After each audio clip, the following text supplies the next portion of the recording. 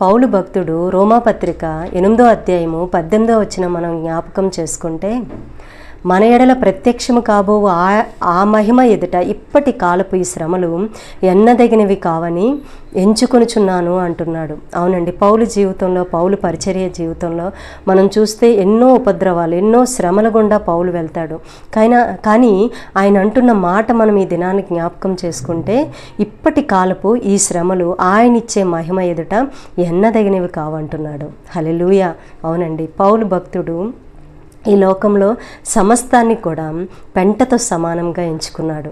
అవునండి, మరి ఆయనిచ్చే మహిమ ఎదుట ఈ లోకంలో మనకి ఎదురయ్యే ప్రతి శ్రమ కూడా నిర్లక్ష్య పెట్టేవారిగా మనం ఉండాలని దేవుని వాక్యం సెలవిస్తుంది.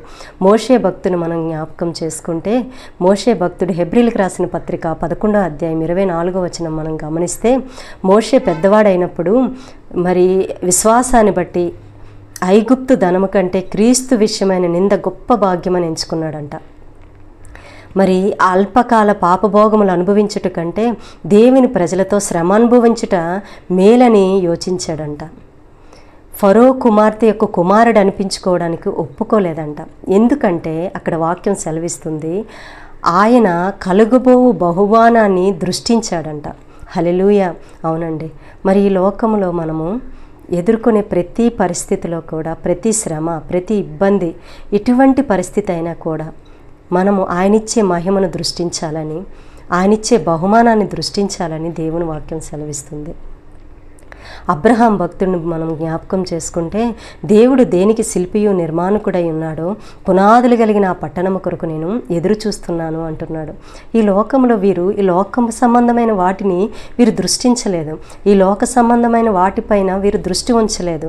కానీ ఇక్కడ మనము ఈ మాటలు మనం జ్ఞాపకం చేసుకునేటప్పుడు మనకు అర్థమవుతున్నది ఏంటంటే, మనకు ఎదురయ్యే ప్రతి శ్రమ కూడా మనం ఎప్పుడు నిర్లక్ష్య పెట్టగలమంటే, ఆయనిచ్చే మహిమను మనం దృష్టించేటప్పుడు, ఆయనిచ్చే బహుమానాన్ని మనం దృష్టించేటప్పుడు, ఆయన మన కొరకు సిద్ధపరిచిన వాటిని మనం దృష్టించేటప్పుడు మనం వీటన్నిటిని కూడా నిర్లక్ష్య పెట్టగలమని మనకు దేవుని వాక్యం సెలవిస్తుంది.